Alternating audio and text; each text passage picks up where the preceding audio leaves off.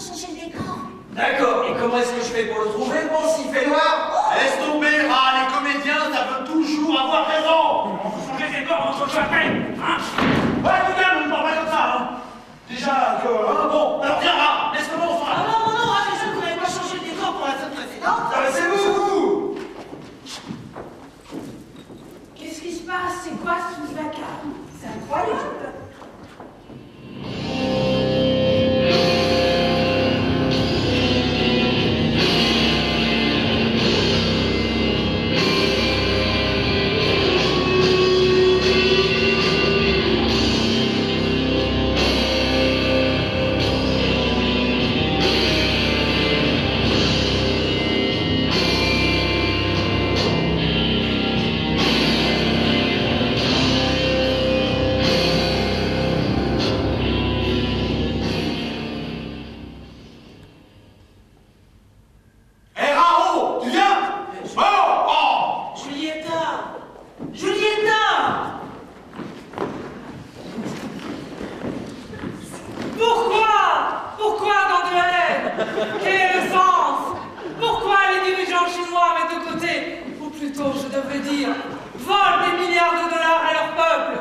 Pourquoi les dirigeants des grandes entreprises... Qu'est-ce que tu fais, Christine?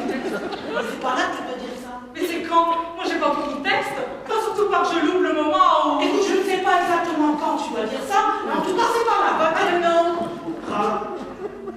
Rachid. C'est beau ça. Rachid. Moi mon nom c'est Julieta. Julieta, je... Non, ne dites plus rien. Le silence est le plus beau des discours pour les gens qui savent. Julieta! Pourquoi? À sa vue, j'ai senti tout mon corps étransir et brûler. L'amour, ce fléau indomptable. Bon, bah je l'aime, quoi. Oui, je vois. Hein. Mais Julieta, c'est pas possible, tu ne peux pas faire ça. Mais pourquoi? Mais parce que tu t'es engagée avec Véronique, c'est pour la vie. Non, tout est fini entre moi et Véronique.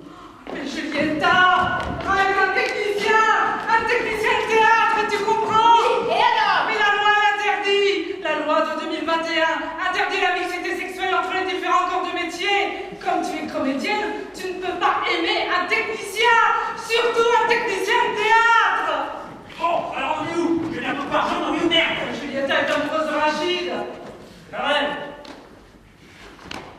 Héros. Oh, mais qu'est-ce qui se passe? Julieta. Quoi, Juliette? Julieta et Rachid. Non, c'est pas possible. Oh, laisse-moi. C'est avec lui que je veux vivre désormais. Antoine, Julieta est amoureuse d'un technicien. Le technicien de théâtre nous sert de CPR. Mais il n'est pas de la même classe que nous. Tu comprends? Mais qu'est-ce que tu fais, Julieta? Tu peux pas être amoureuse d'une personne d'un sexe différent du tien. Il faut être du même sexe pour pouvoir s'aimer. Mais pourquoi? Mais tu le sais bien, la loi de 2031 interdit les rapports sexuels entre deux personnes de sexe différent. Julieta. Oh, laisse-moi, Cécile. Julieta est italienne et Rachid est arabe. Breton! C'est pareil, l'amour est interdit entre deux personnes qui ne sont pas nées dans le même pays. Tu ne peux pas aimer un technicien. Tu t'es engagé avec Véronique. C'est pour la vie, jusqu'à la mort. Horreur, crime abominable. Un technicien. Personne pensait qu'il t'a rendu sien, c'est bien que j'avais le lui. Un technicien. Qu'est-ce qui se passe? Oh, pour la défense! Tout le monde veut empêcher mon amour avec Julieta! Quoi? Tu aimes Julieta? Mais t'es fou! Tu veux trahir la caste des techniciens? Jamais, grand jamais! Nul amour tu n'auras, technicien avec un comédien! Blasphème! Sacrilège! Reprends-toi, Rat! Il faut que tu renonces à cet amour impossible. Non! Depuis un moment, mais pour toute ma vie, j'aime, que dis-je? J'idolâtre Julieta. Et moi, Rachid, t'as pensé à moi? Moi, je t'aime. J'ai été heureux de te connaître, Roger. Mais maintenant, viens, partons. Oui, mon Rachid, je pars. Mais Julieta, tu ne peux pas faire ça. Pense à la pièce de couchement. Laissez-nous passer.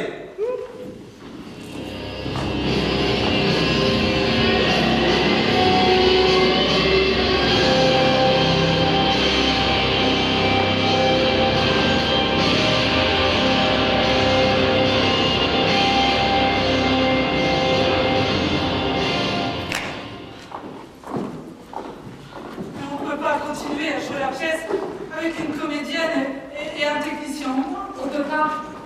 Mais si, on peut. Rachid, pourquoi es-tu parti? Julieta, pourquoi m'as-tu quitté? Pourquoi? Mais pourquoi?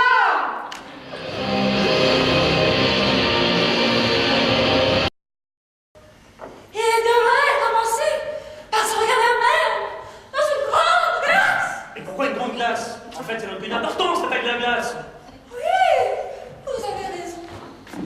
Au bout du compte, ça n'a aucune importance, la taille de la glace. Et là, il finirait par apercevoir la paille. Quelle paille? Vous savez bien, la paille. La paille qui est dans l'œil du voisin. Ah oui, la paille qui est dans l'œil du voisin. C'est vrai que le voisin se voit de paille dans son œil et qu'il ne la voit pas. Alors que pour l'autre, le voisin du voisin, vous me comprenez? C'est une poutre qu'il a dans l'œil. Quel voisin?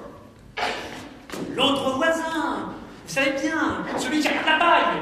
C'est la lune de poutre qu'il a dans l'œil. Ce voisin qui regarde la paille qui est dans l'œil de son voisin. Vous me comprenez, n'est-ce pas? Oui, vous avez raison. C'est même des poutres qu'ils ont dans leurs yeux du voisin. Dans leurs deux yeux même d'ailleurs.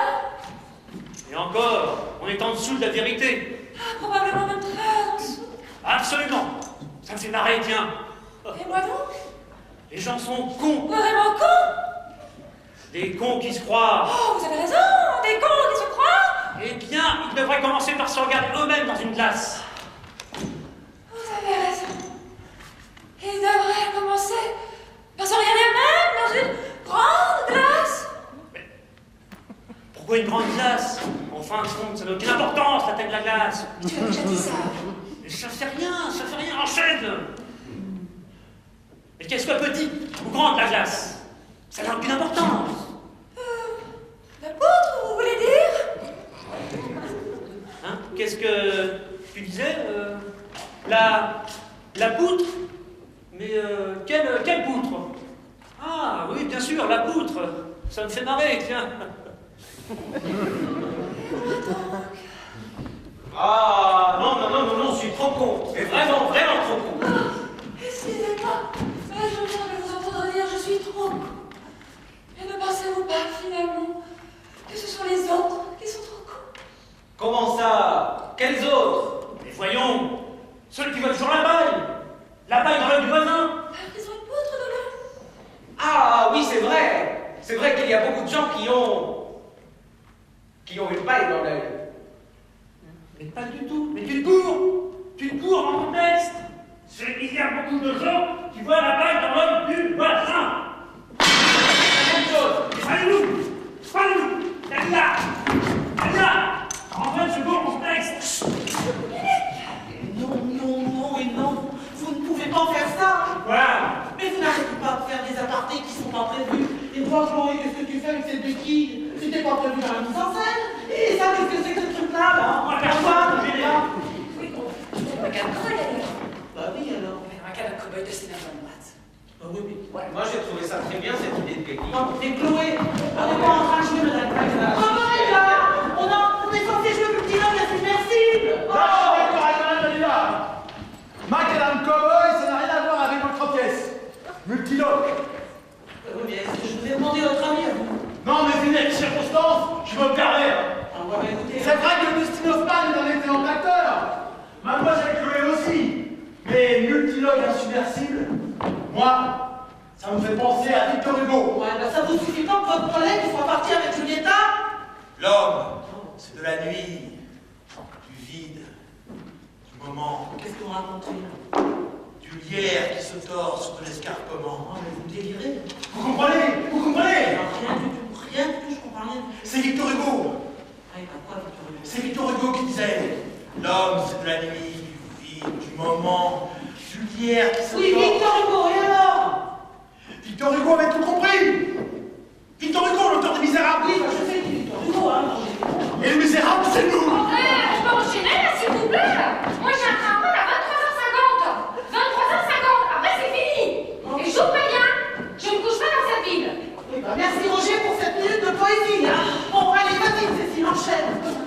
Elle n'est pas prête, elle a pas eu le temps de s'échanger. Oh, Mais non. si, ça fait 2 heures que je suis prête. Bon, bah, allez-y, alors.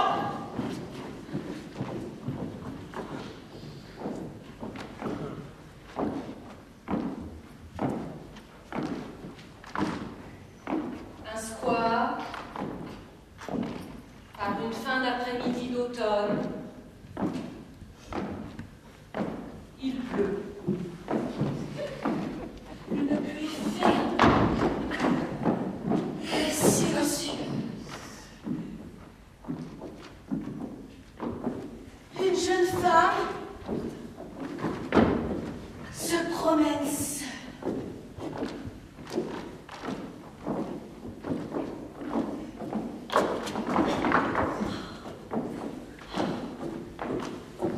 Son visage est mouillé. On ne sait pas si c'est dû à des larmes ou à la pluie. Ou à sa tristesse, son immense tristesse.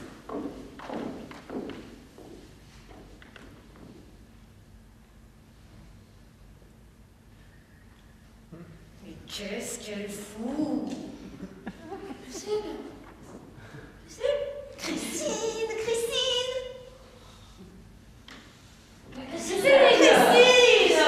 Quoi? Qu'est-ce que vous voulez? C'est quoi de jouer? Comment ça? Mais oui, c'est là ta tirade. Pourquoi tant de différence de salaire?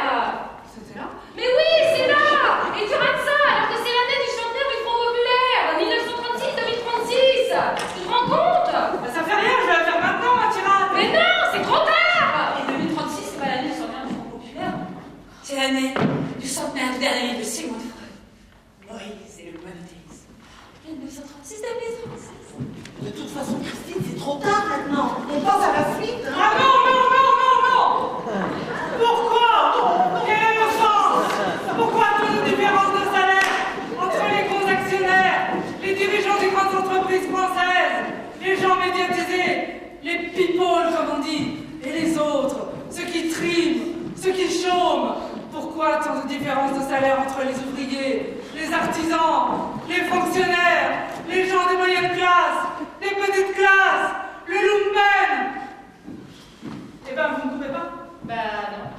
Et c'est là que vous pouvez me couper. Pourquoi vous ne coupez pas? Parce que ça n'a plus de sens. J'ai qu'à compter que t'avais coupé. Alors on ne surprend plus si on te coupe. Donc on ne coupe plus. Tu comprends? Mais qu'est-ce que c'est que ce charabia? Alors, c'est la pause. J'en ai une bien bonne. Ah non, mais attends, pas maintenant. Pas maintenant. Pourquoi je suis dans l'atmosphère? Oh, bon, voilà. Tout a une fin, même les débuts. Ah, oui. Pourquoi c'est nul? Enfin, une pièce de théâtre, c'est fait pour distraire, pour faire rire. Oui, mais là, justement, là, on rit pas. Bon, d'accord. Attendez. J'en ai une meilleure. Ah. C'est un aveugle qui demande à une sourde. Est-ce que vous m'entendez? Et là, la sourde, qui n'a pas entendu la question, bien sûr, puisqu'elle est sourde, dit à l'aveugle: mais pardon, je ne vous avais pas vu. Et là, l'aveugle répond à la sourde: c'est normal que vous ne m'ayez pas vu, vous êtes sourde. Roger! Roger! Oui, madame Dalila, c'est pourquoi? Ah, Roger, vous n'auriez pas un alcool fort dans votre théâtre, là? Ah non, pas vraiment. Ah si! J'ai bien une eau de vie ramenée de Pologne il y a quelques années. Un alcool de pommes de terre, mais personne ne veut en boire. Bon, pourquoi? Il fait des trous dans les chaussures. Il est fort? Ah, pour ça, 85 degrés. 85 degrés. Apportez-moi ça. Tout de suite, patronne. Vous allez voir, ça vous requinque son homme en moins de 2. Ah oui? C'est pas complètement hilarant, hein. De la Baltique, il la rend de la Baltique. Oui, c'est quoi maintenant, Dalila? Oui, je t'en prie. Attends. Voilà.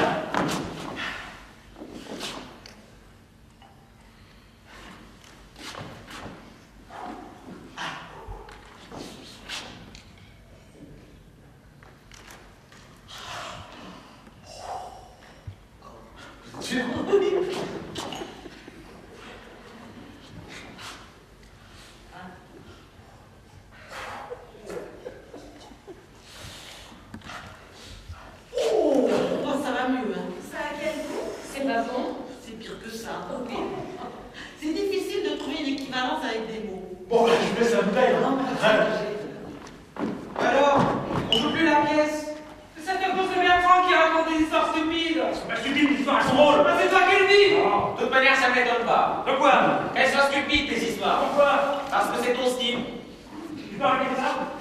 vas répéter. Vas-y, arrête. Arrête! Mais t'es cinglé. De la gueule! J'ai de la gueule. C'est mon style, dis donc.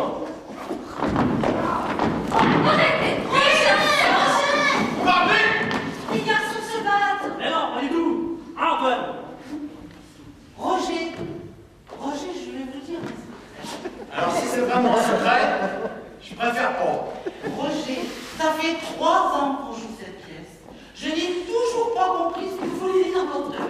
C'est ça les chefs-d'œuvre. Oui, une pièce, c'est un mystère. Billy. Ça m'est difficile de vous dire mon avis sur votre pièce, puisque vous ne la jouez pas vraiment, étant donné que Mademoiselle Julieta est partie avec Rachid. Mais il me semble... Qu'est-ce qui vous semble, mon ami Roger? Éclairez notre petite lanterne.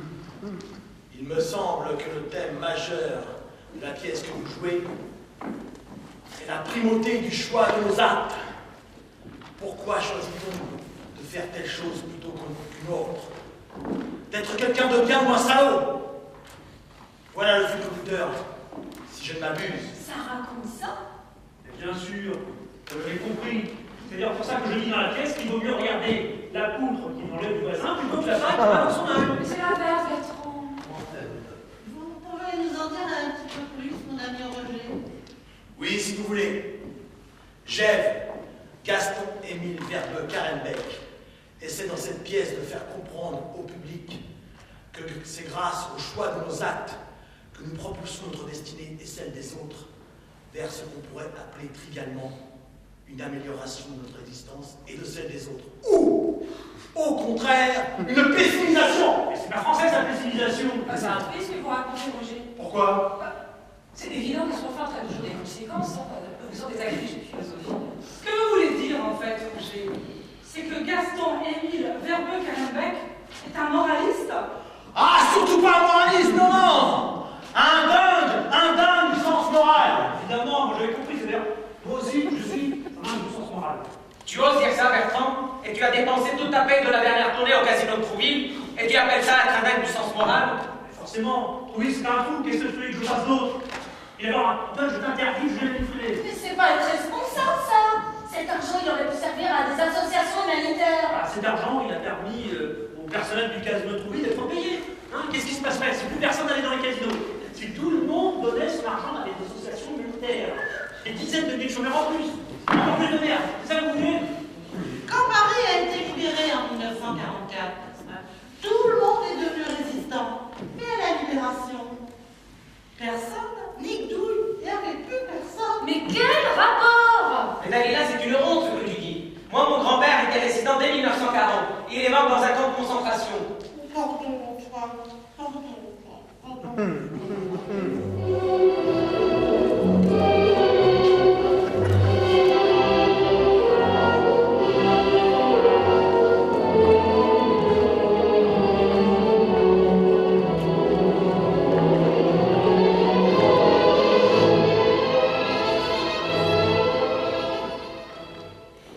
Non, l'amour n'est pas une illusion. Dès l'instant où je t'ai vu, tu m'as plu. Et j'ai senti, j'ai compris.